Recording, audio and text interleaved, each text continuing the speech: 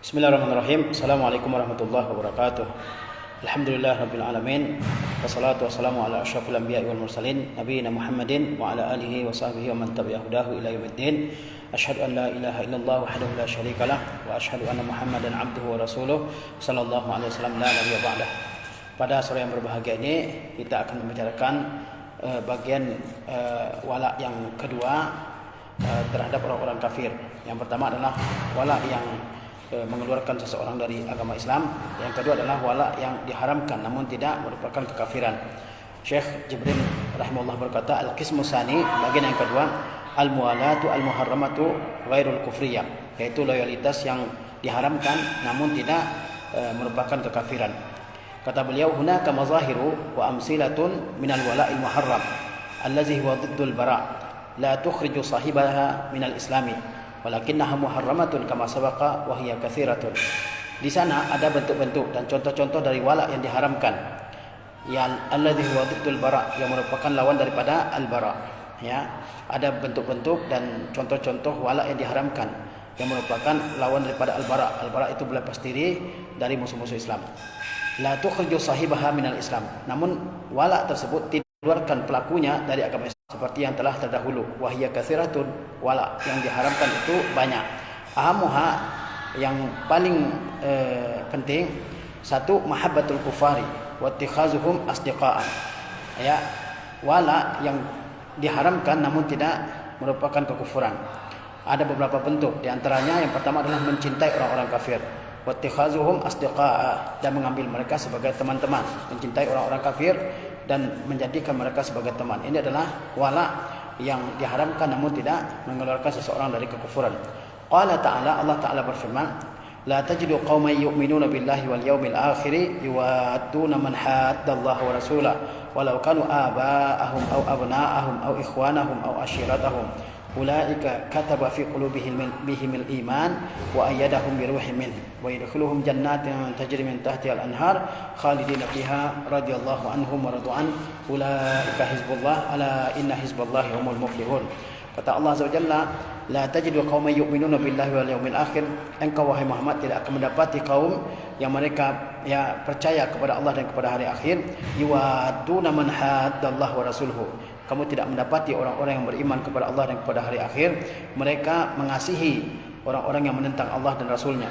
Ya, walau kanu aba'ahum, walaupun orang-orang yang menentang Allah dan Rasul tersebut adalah bapak-bapak mereka, au abna'ahum, atau anak-anak mereka, au ikhwanahum, atau saudara-saudara mereka, au ashiratahum, atau keluarga mereka. Ulaika kataba fi qulubihimul iman, mereka orang-orang yang tidak memberikan loyalitasnya, tidak memberikan kecintaannya kepada orang-orang yang menentang Allah dan Rasulnya. Mereka itu adalah orang-orang yang telah Allah mantapkan keimanan di dalam hati mereka. Wa ayyadahum bi ruhin minhu, dan Allah kuatkan mereka dengan pertolongan darinya, dengan dukungan dan dengan bantuan dari Allah Azza wa Jalla. Ya, wa yadkhuluhum jannatin tajri min tahtiha al-anhar, dan Allah akan masukkan mereka ke dalam surga yang di bawah istana-istananya mengalir sungai-sungai. Khalidina fiha, mereka kekal di dalamnya. Ya, mereka kekal dalamnya. Mereka di sini maksudnya orang-orang yang memberikan loyalitasnya kepada Allah Azza wa Jalla, tidak memberikan loyalitas kepada orang-orang yang memusuhi Allah Azza wa Jalla. Mereka akan Allah masukkan ke surga, ya, di surga-surga yang di bawah istana-istananya mengalir sungai-sungai. Kemudian mereka akan kekal di dalamnya selama-lamanya, ya.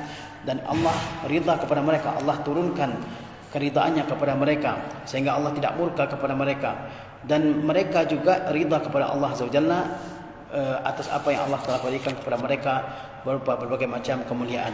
Ulaika hizbullah, mereka itu adalah golongan Allah Azza wa Jalla.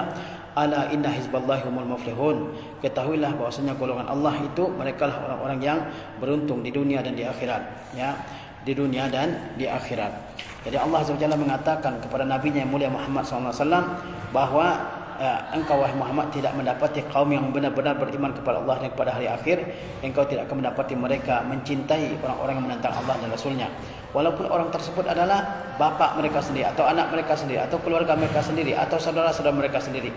Orang-orang yang demikian adalah orang-orang yang telah Allah mantapkan keimanan dalam hatinya. Allah dukung mereka, Allah bantu mereka, Allah kuatkan mereka. Dan kalau mereka sudah meninggal dunia, maka Allah akan masukkan mereka ke dalam surga yang di bawah istana-istananya mengalir sungai-sungai. Kemudian mereka di surga kekal selama-lamanya. Allah suka kepada mereka, Allah turunkan keridhaannya kepada mereka.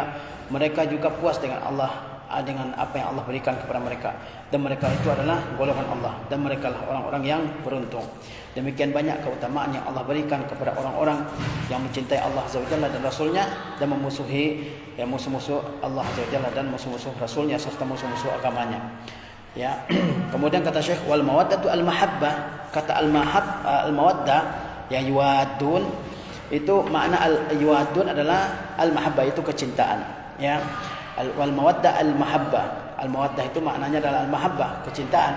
Wa qala Allah Ta'ala, dan Allah Ta'ala berfirman di dalam ayatnya lain, qad kanat lakum uswatun hasanatun fi Ibrahim wallazina ma'ahu, sesungguhnya telah ada bagi kalian wahai umat Islam ya qudwah hasanah, ya uswah hasanah maksudnya adalah qudwah hasanah, teladan yang baik, fi Ibrahim wallazina ma'ahu, pada diri Nabi Ibrahim dan orang-orang yang bersamanya, orang-orang mukmin yang beriman kepada Nabi Ibrahim.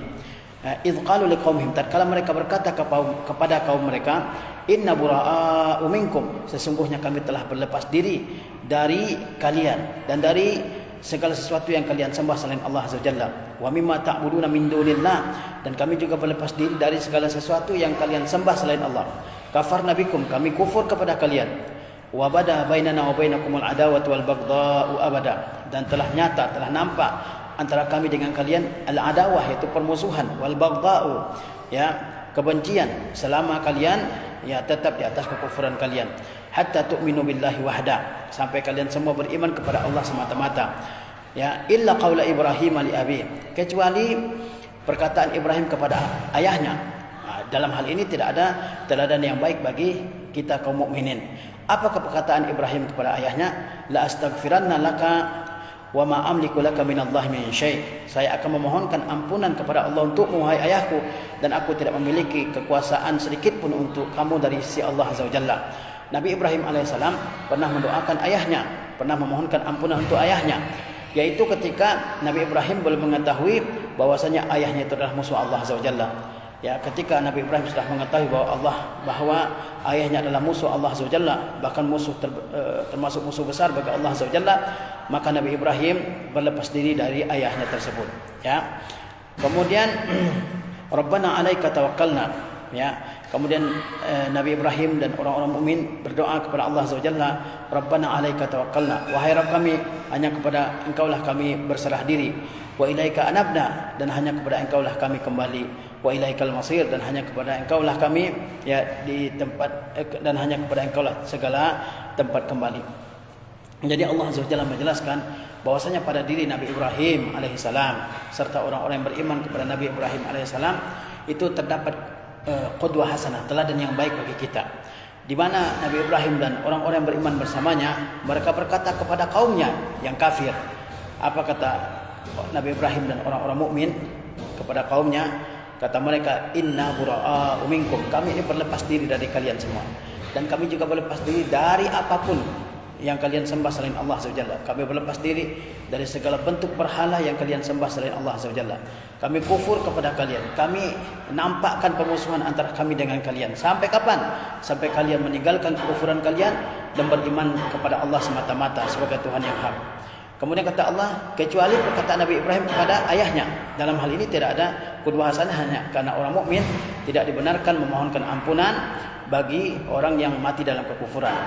Ya, dalam permohonan Nabi Ibrahim kepada Allah Azza wa Jalla agar Allah memohonkan ampunan, agar Allah memberikan ampunan untuk ayahnya, ini tidak ada teladan bagi kita semua. Kenapa Nabi Ibrahim memohonkan ampunan bagi ayahnya?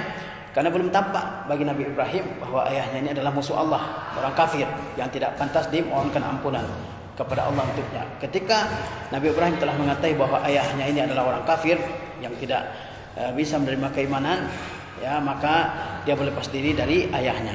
Ya. Wa qala Nabi sallallahu alaihi wasallam, dan Nabi sallallahu alaihi wasallam bersabda, la yuhibbu rajulan qauman illa jaa'a ma'ahum yaumal qiyamah. Tidaklah seseorang mencintai suatu kaum kecuali ia akan datang bersama mereka pada hari kiamat.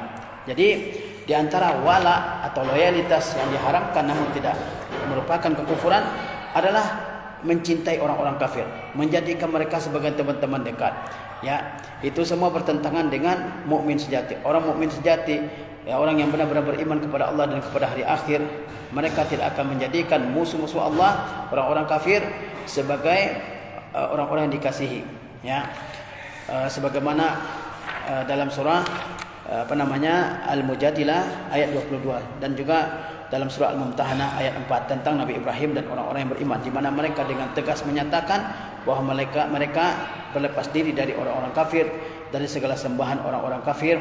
Kemudian mereka juga menyatakan permusuhan secara terang-terangan kepada orang-orang yang mengingkari Allah Azza wa Jalla. Ya. Kemudian kata Syekh, wal wajibu 'alal muslimi bughdu jami'il kuffari wal musyrikin wal bu'du anhum.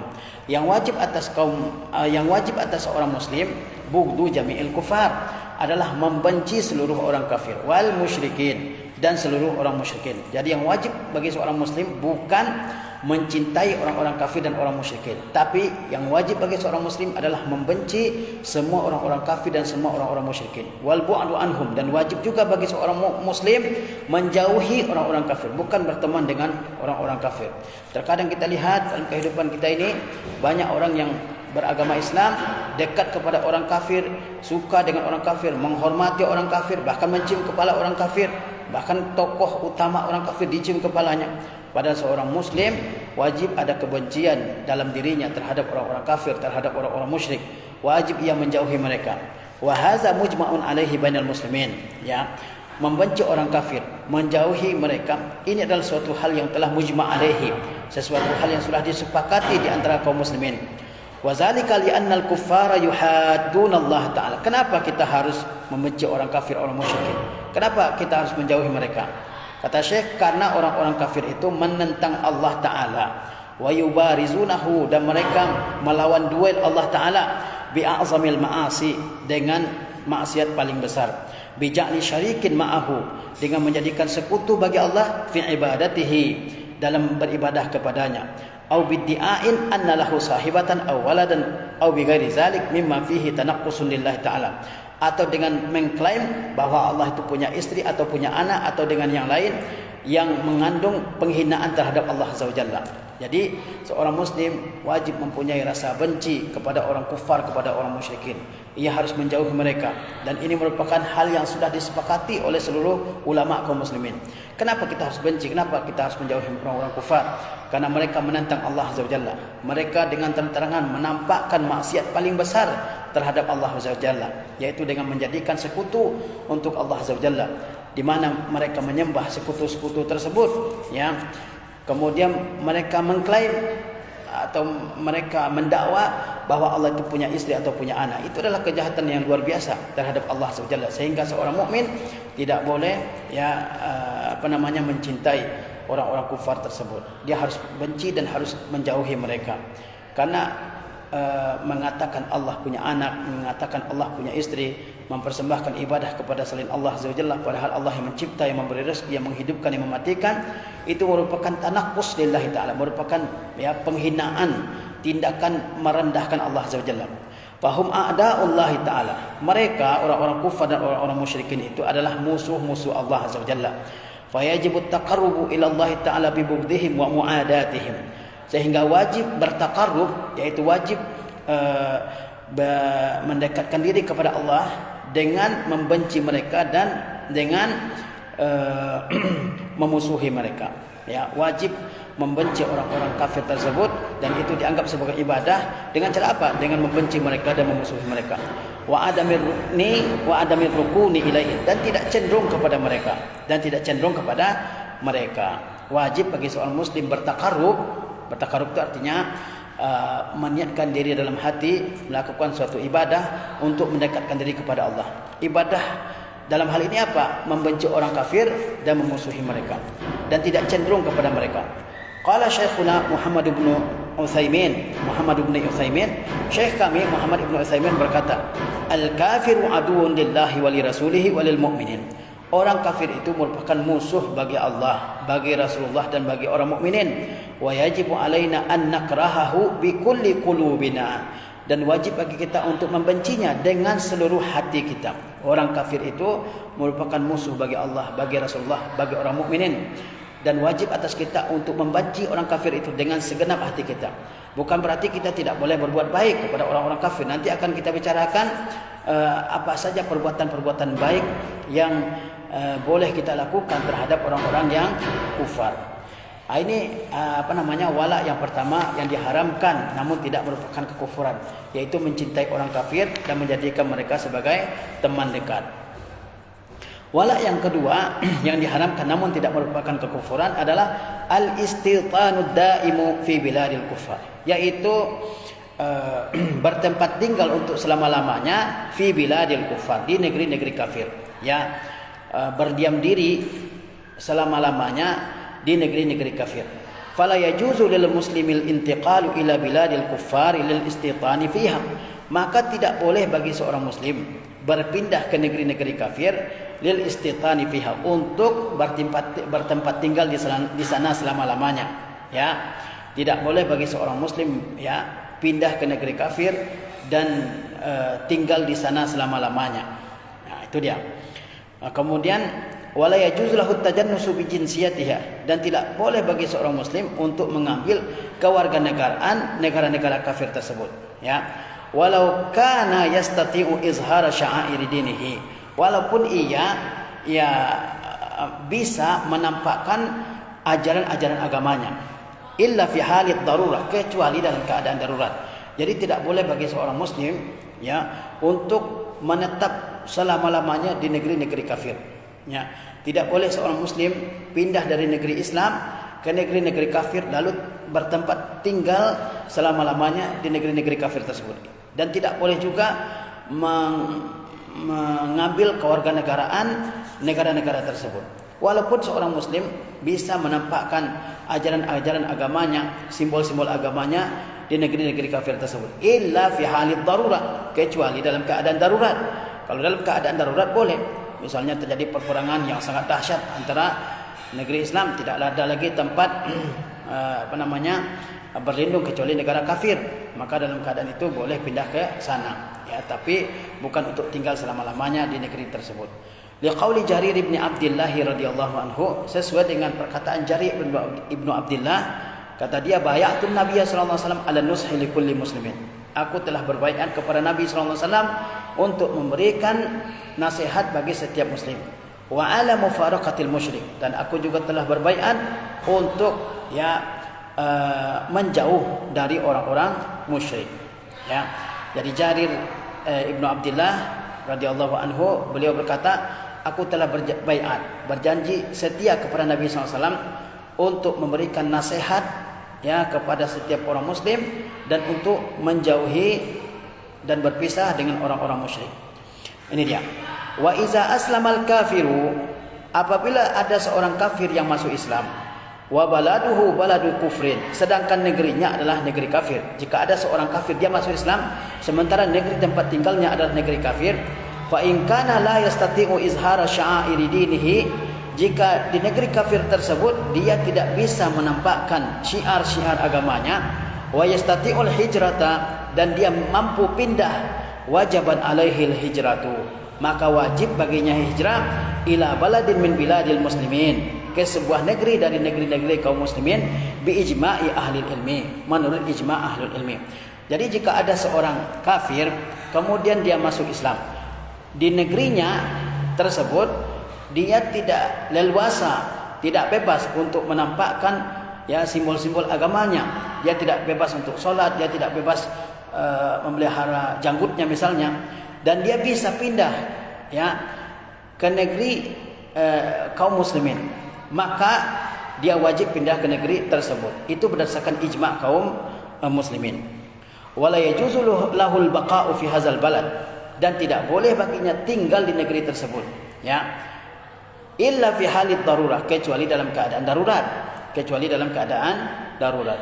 Jika ada seorang kafir masuk Islam sementara negerinya negeri kufur, sementara negerinya negeri kafir, dia tidak bisa leluasa menampakkan ajaran agama di negeri kafir tersebut, dan dia bisa hijrah ke negeri lain, maka dia wajib hijrah, ya, ke negeri lain yang merupakan negeri kaum muslimin. Itu menurut ijma' para ulama. Dan dia tidak boleh tinggal di negeri tersebut, ya, kalau dia tidak bebas untuk melaksanakan ibadah negeri tersebut, kecuali dalam keadaan darurat.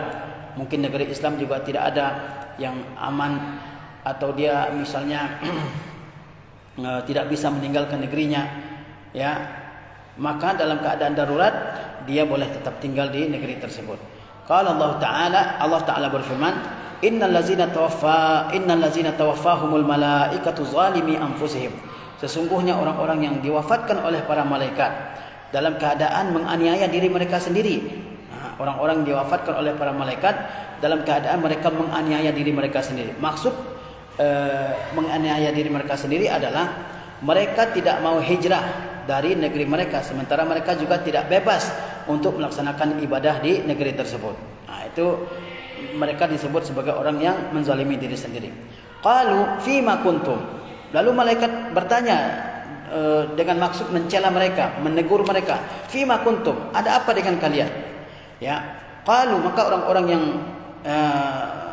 yang tidak mau hijrah tersebut berkata, kunna mustad'afina fil ard. Kami ini adalah orang-orang lemah di muka bumi. Qalu alam takun ardullahi wasi'ah. Lalu para malaikat bertanya, bukankah bumi Allah itu luas? Fatuhajiru fiha. Lalu kalian bisa pindah dari negeri yang di sana kalian tidak bebas melaksanakan agama, lalu kalian bisa pindah ke negeri yang di sana kalian bebas menjalankan agama. Faulaika ma'wahum jahannam. Mereka itu adalah tempat kembali mereka neraka jahannam, wa sa'at masira, dan itulah seburuk-buruk tempat kembali. Illal mustad'afina minar rijali wan nisa'i wal wildan, kecuali orang-orang yang lemah dari kalangan laki-laki dewasa, para wanita dan anak-anak. La yastati'una hilata wa la yahtaduna sabila. Mereka tidak punya cara untuk meninggalkan negeri mereka tersebut, dan mereka juga tidak punya petunjuk, tidak mendapatkan petunjuk untuk meninggalkan negeri tersebut. Jadi orang-orang yang diwafatkan oleh malaikat, ya, kemudian mereka ini adalah orang-orang yang tidak bebas menjalankan agamanya, tidak boleh sholat, tidak boleh puasa, tidak boleh memakai hijab, tidak boleh belajar agama, tidak boleh menghafal Al-Quran misalnya, ya, dipaksa makan daging babi misalnya. Kemudian ada negeri lain tempat mereka bisa hijrah, namun orang muslim di situ tidak mau hijrah. Maka kalau dia diwafatkan oleh malaikat, maka mereka itu diwafatkan dalam keadaan menzalimi diri mereka sendiri, ya. Kemudian malaikat akan bertanya, ada apa dengan kalian? Ya. Lalu orang-orang tersebut mengatakan, kami ini orang-orang lemah di muka bumi. Kami enggak punya kekuatan. Padahal mereka sebenarnya punya kekuatan, namun malas untuk pindah dari negeri kafir tersebut. Kemudian para malaikat mengatakan, bukankah bumi Allah ini luas? Kalian bisa pindah dari negeri kufar kepada negeri Islam.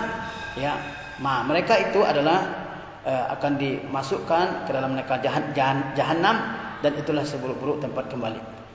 Beda hukumnya kalau ada orang yang tidak mampu, ya, seperti dari kalangan laki-laki atau dari kalangan wanita atau dari kalangan anak-anak, memang tidak bisa hijrah dari negeri kafir tersebut, ya.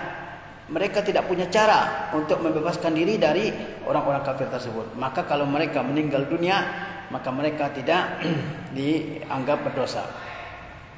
Amma iza kana al-muslimu yastati'u izhara sya'air dinihi. Adapun jika seorang muslim dia bisa menampakkan syiar-syiar agamanya di negeri yang kafir, min tauhidin, seperti menampakkan tauhid, wa salatin, dan memperlihatkan salat, ya, wa ta'allumin li ahkamil Islam, dan bisa mempelajari hukum-hukum Islam, wa tamassukin bil hijab lil mar'ati wa ghairiha, dan juga dia bisa, ya, konsisten memakaikan hijab kepada istrinya, wa ghairiha, dan hukum-hukum yang lainnya. Fal hijratu ila biladil muslimina mustahabbatun fi haqqihi hina izin.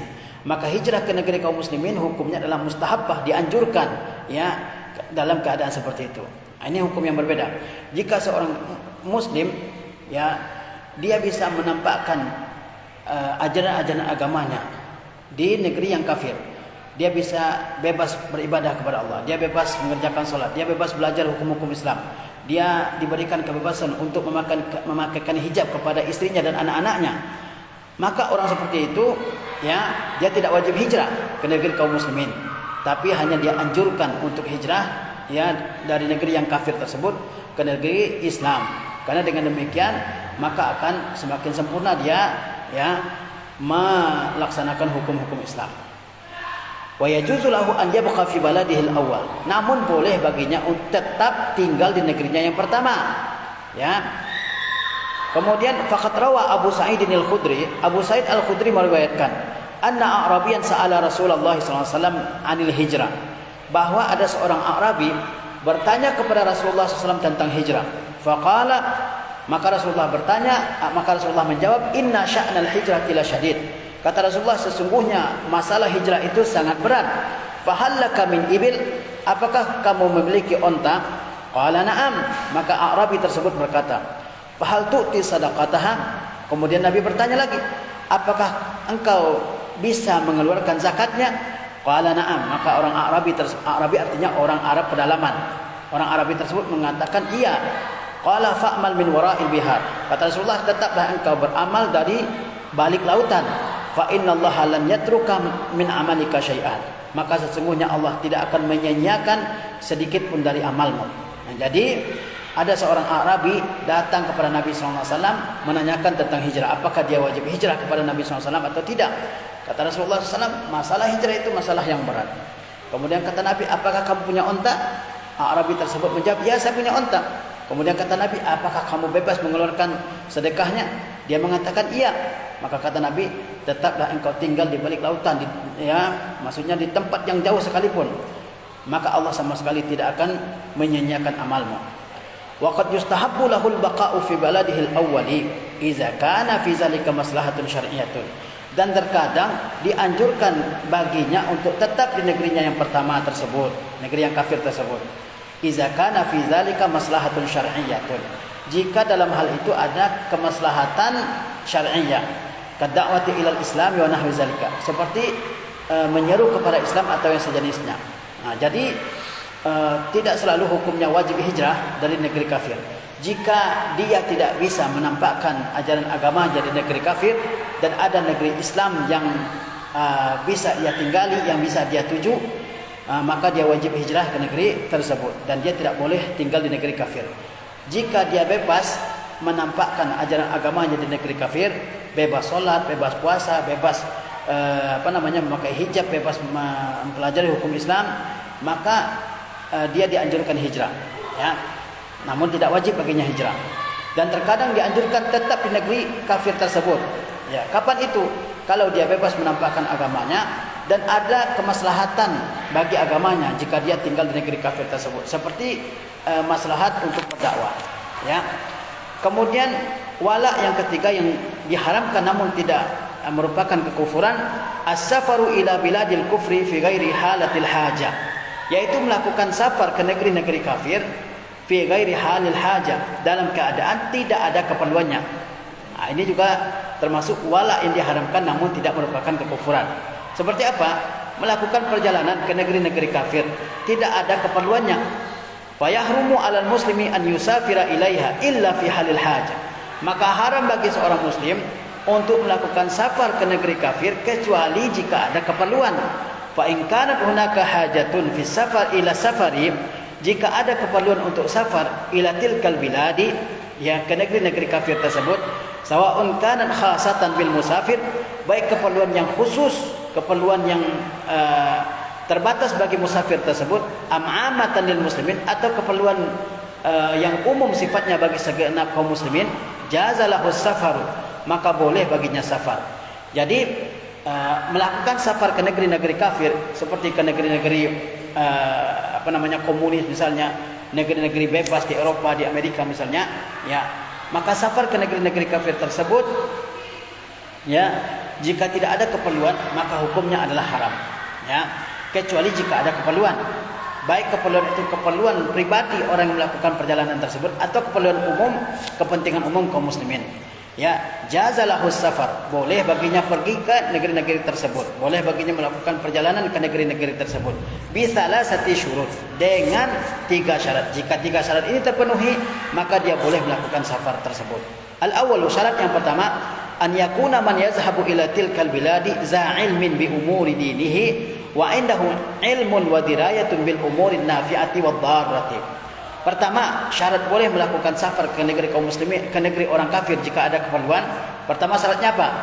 an yakuna man yazhabu ila tilkal bilad, bahwa orang yang pergi ke negara tersebut, ke negara-negara tersebut, za ilmin, dia mempunyai ilmu, bi umuri dinihi, dengan perkara-perkara agamanya, wa indahu ilmun wa dirayatun, dan dia juga memiliki pengetahuan dan ilmu, bil umurin nafi'ati wad dharrati, dengan perkara-perkara yang bermanfaat dan perkara-perkara yang membahayakan.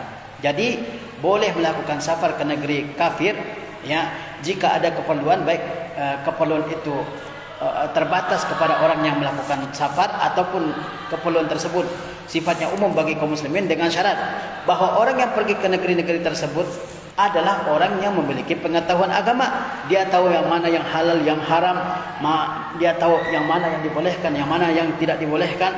Kemudian dia tahu apa yang bermanfaat, apa yang tidak bermanfaat, apa yang membahayakan. Karena banyak orang-orang yang pergi ke negeri kafir tersebut, ya, di negeri kafir tersebut dia mengikuti, ya, yang baik dan yang buruknya. Bahkan lebih banyak yang buruk yang diikuti, ya. Terlebih lagi kalau yang pergi ke negara-negara kafir tersebut adalah orang-orang awam, ya, yang tidak mengetahui hukum-hukum agama, tidak mengetahui pelanggaran-pelanggaran yang dilakukan, padahal pelanggaran-pelanggaran berat, ya. Syarat yang kedua bolehnya melakukan safar ke negeri kafir, an yakuna fi ma'manin wa bu'din an asbabil fitnati fid dini wal khuluqi, bahwa dia dalam kondisi yang aman, wa bu'din an asbabil fitnati, dan jauh dari sebab-sebab fitnah, fid dini wal khuluqi, baik fitnah terkait agama maupun terkait akhlak, bahwa dia aman, jauh dari sebab-sebab fitnah. Kalau dia pergi ke negara kafir tersebut, dia malah, ya, dirusak agamanya, dirusak akhlaknya, maka dia tidak boleh melakukan safar ke negeri tersebut. Banyak kita lihat orang-orang yang ketika di negerinya baik agamanya, baik akhlaknya, ya, ketika pulang dari negeri kafir berubah semuanya. Dulu mengatakan, ya, agama yang hak adalah Islam, setelah pulang dari negeri kafir mengatakan semua agama sama. Dulu mengatakan bahwa, ya, perempuan wajib berhijab, setelah pulang dari negeri kafir mengatakan, ya, kemajuan itu tidak terkait dengan hijab, dan seterusnya, ya. Kemudian banyak juga yang mencela agama Islam, ya, setelah pulang dari negeri-negeri kafir, ya, yang mempermasalahkan keautentikan Al-Quran setelah pulang dari negeri-negeri kafir, ya. Ini tidak dibolehkan. Selama seorang terancam agamanya, berpotensi rusak agamanya atau akhlaknya dengan safar ke negeri kafir, maka dia tidak boleh melakukan safar ke sana. Asalisu, yang ketiga syarat boleh safar ke negeri kafir, an yakuna qadiran ala izhari sya'airi dinihi, bahwa dia bisa menampakkan syiar-syiar agamanya, ya. Dia bisa salat di negeri kafir tersebut, ya. Kalau datang salat Idul Adha misalnya, salat Idul Fitri, dia bisa salat di sana. Tapi kalau safar ke negeri kafir, ya, tidak bisa salat, tidak bisa misalnya tilawah Al-Quran, tidak bisa misalnya memakai hijab, harus melepas hijab misalnya, maka tidak boleh pergi ke negeri kafir tersebut, ya. Wa minal hajatil lati yajuzu safaru min ajliha, di antara kebutuhan-kebutuhan yang boleh melakukan safar karenanya, as-safaru lidakwati ilallah ta'ala, yaitu melakukan safar karena ingin berdakwah di jalan Allah Azza wa Jalla. Di antara kebutuhan yang menyebabkan seseorang boleh melakukan safar ke negeri kafir adalah safar untuk dakwah, wasafaru litijarah, dan juga safar untuk perdagangan. Ya, mungkin dia perdagangannya ekspor impor internasional, dia boleh pergi ke negeri kafir tersebut kalau tiga syarat yang terdahulu terpenuhi, ya. Wasafaru lil ilaj, dan juga safar untuk berobat. Umpamanya seorang muslim dia punya sakit yang berat, di negeri kaum muslimin belum ada alat untuk mengobati penyakitnya tersebut, atau belum ada dokter yang ahli untuk mengobati penyakit tersebut, dia boleh safar ke luar negeri meskipun itu negeri kafir, ya. Wasafaru li hajatil muslimin fi tilkal biladi, atau safar untuk keperluan kaum muslimin di negeri-negeri tersebut, kasufara'il hukumat al muslimati wa nahwihim, seperti para duta besar pemerintahan Islam dan yang sejenis dengan mereka. Wasafaru li ta'alluma ilmin yahtajuhul muslimun, dan juga safar untuk mempelajari ilmu yang diperlukan oleh kaum muslim. Wala yujadu illa fi biladil kufri, dan tidak didapatkan ilmu tersebut kecuali di negeri-negeri kafir. Jadi di antara contoh-contoh keperluan yang membolehkan kita melakukan safar ke negeri kafir selama syarat-syarat yang 3 tadi terpenuhi, misalnya safar untuk dakwah, ya, safar untuk melakukan perdagangan, ya, safar untuk misalnya kerjasama bisnis dibolehkan, safar untuk berobat, safar untuk keperluan kaum muslimin seperti duta-duta besar yang dikirim oleh pemerintah kaum muslimin, safar untuk belajar, ya, belajar ilmu yang tidak ada di tengah-tengah kaum muslimin. Apalagi di zaman sekarang negara-negara kufar, mereka sangat hebat ilmu kedokterannya atau ilmu teknologinya. Kita kaum muslimin memerlukan ilmu tersebut, belum ada di negeri kita, maka kita boleh safar ke negeri mereka untuk mempelajari ilmu tersebut. Tentu maksudnya di sini ilmu duniawi, ya, bukan ilmu agama. Kemudian kata Syekh, amma safaru ila biladil kufri min ajli siyaha. Adapun safar ke negeri-negeri kafir, ya, demi untuk berwisata, asyaha, demi untuk berwisata, wa nahwiha, dan sejenisnya, ya, fahuwa safarun muharramun, maka itu merupakan safar yang diharamkan. Jadi kalau kita safar ke negeri-negeri kafir, negeri-negeri komunis, negeri-negeri kapitalis, negeri-negeri liberal misalnya, ya, apa tujuannya? Hanya untuk wisata, dan yang sejenis dengan wisata, ya, mungkin pergi nonton bola ke negeri-negeri kafir misalnya, bahwa safarun muharramun, maka itu merupakan safar yang diharamkan. Li umumi hadis Jariril madhkuri fil fiqrati sabiqah, karena keumuman hadis Jarir yang disebutkan pada paragraf yang terdahulu. Apa hadis Jarir? Jarir mengatakan, saya telah berbaiat kepada Rasulullah untuk memberikan nasihat kepada setiap muslim, dan juga saya sudah berwasiat untuk menjauhi orang-orang yang musyrik. Fa inna fihil man'a minal iqamati fi baladil kufri. Dalam hadis tersebut ada larangan untuk tinggal di negeri kafir. Wa hadza yashmalul iqamatal yasirata qal yaumi wal yaumaini, dan tinggal di situ mencakup tinggal dalam waktu yang sebentar seperti sehari atau 2 hari.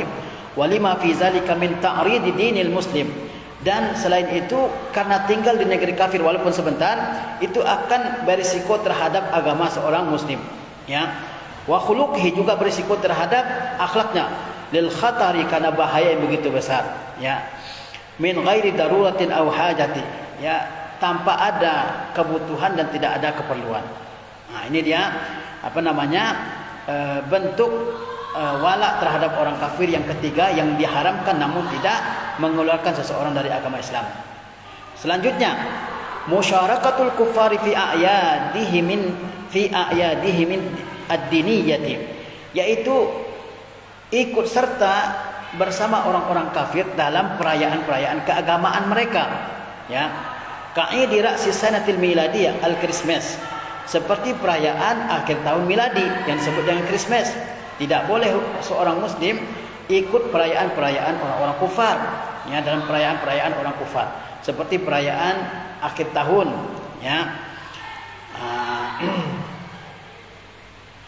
Fala yajuzu lil muslimi mukhalatatu aw musyarakatuul kuffari fi a'yadihim. Tidak boleh bagi seorang muslim, ya, ikut serta atau ikut berperan, ya, dalam perayaan keagamaan orang-orang kufar. Bi ijma'i ahli ilmi, menurut ijma' para ulama. Lianna fi zalika iqraran li amalihim.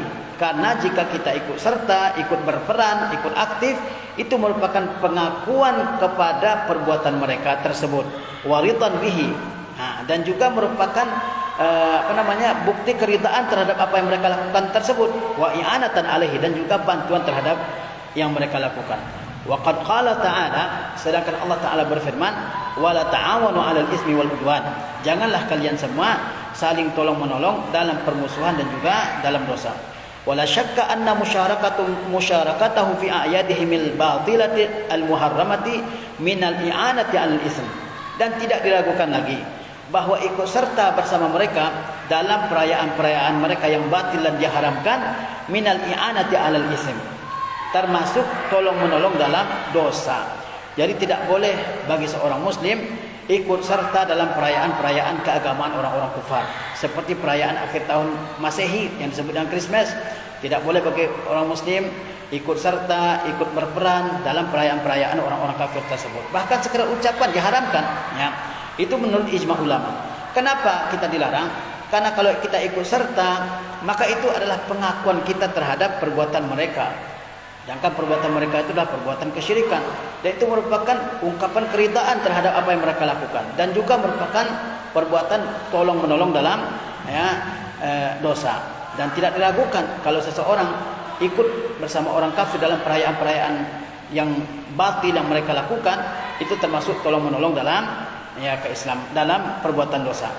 Kemudian kata Syekh, kama yahrumu tahni'atuhum, sebagaimana haram memberikan ucapan selamat terhadap mereka, bihazil ayat, dengan datangnya perayaan-perayaan ini, bi ijma'i ahli ilmi, menurut ijma' ahlu al-ilmi. Ya. Wa yahrumu huduru a'yadihim middi dunyawiyati wa tahni'atihim biha, dan diharamkan hadir dalam perayaan-perayaan keduniaan mereka, dan diharamkan memberikan ucapan selamat atas perayaan-perayaan keduniaan tersebut. Li'annaha a'yadun mubtada'atun muharramatun fi dinina. Karena dia merupakan perayaan yang bid'ah, diharamkan dalam agama kita. Kama yahrumu ja'lu hazil ayyam allati lahum fiha 'idun diniyun aw dunyawiyyun 'ida. Sebagaimana haram menjadikan hari-hari yang dalam hari tersebut terdapat perayaan keagamaan mereka atau keduniaan mereka, haram menjadikannya sebagai hari raya. Lianna hadza minat tasyabbuhi al-manhiyyi anhu. Karena ini termasuk tasyabbuh yang dilarang. Jadi haram hukumnya seorang muslim ikut perayaan-perayaan orang-orang kafir, dan haram juga memberikan ucapan selamat atas datangnya perayaan-perayaan tersebut menurut ijma' para ulama. Ya. Baik perayaan-perayaan keagamaan ataupun perayaan-perayaan keduniaan yang mereka lakukan, hari ibu, hari apalagi hari bapak, hari dan sebagainya, ya. Karena itu merupakan tasyabbuh, yaitu menyerupai orang-orang kafir yang diharamkan. Barangkali inilah yang bisa kita sampaikan dalam kesempatan yang berbahagia ini. Mudah-mudahan yang telah kita terangkan tadi bermanfaat bagi kita semua, dan insyaallah akan kita teruskan pada pertemuan yang lain. Wassallallahu ala nabiyina Muhammadin wa ala alihi wa sahbihi wasallam. Wassalamualaikum warahmatullahi wabarakatuh.